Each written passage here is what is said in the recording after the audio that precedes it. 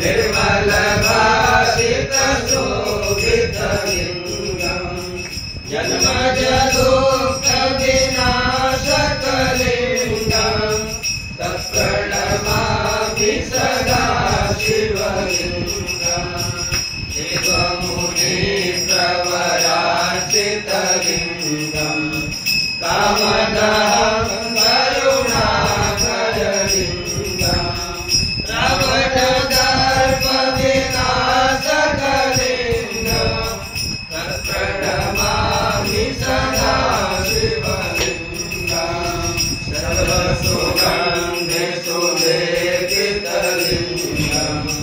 बुद्धिविवर्धनकारणलिंगम सिद्धसुरासुरवन्दितलिंगम तत्प्रणमामि सदा शिवलिंगम कनकमहामणिभूषितलिंगम मणिमतिवेष्टितशोभितलिंगम दक्षसूयज्ञविनाशकलिंगम तत्प्रणमामि सदा शिवलिंगम कुङ्कुमचन्दनलेपितलिंगम पङ्कजहार सुशोभितलिंगम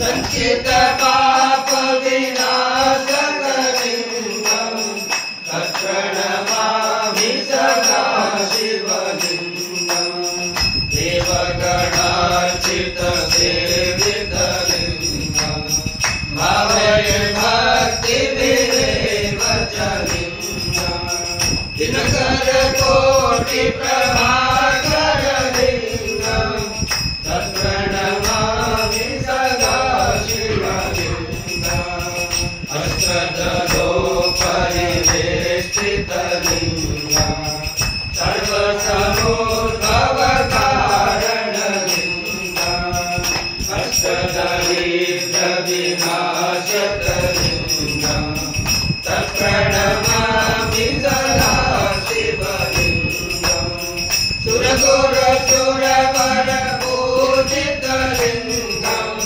सुरवनपुष्पसदाचितलिंगम परात्मरं परमात्मकलिंगम तत्प्रणमामि सदा शिवलिंगम तत्प्रणमामि सदा शिवलिंगम तत्प्रणमामि सदा शिवलिंगम ब्रह्ममुरारिसुरार्चितलिंगम निर्मलभाषित शोभितलिंगम जन्मज दुःख विनाशकलिंगम तत्प्रणमामि सदा शिवलिंगम तत्प्रणमामि सदा शिवलिंगम तत्प्रणमामि सदा शिवलिंगम।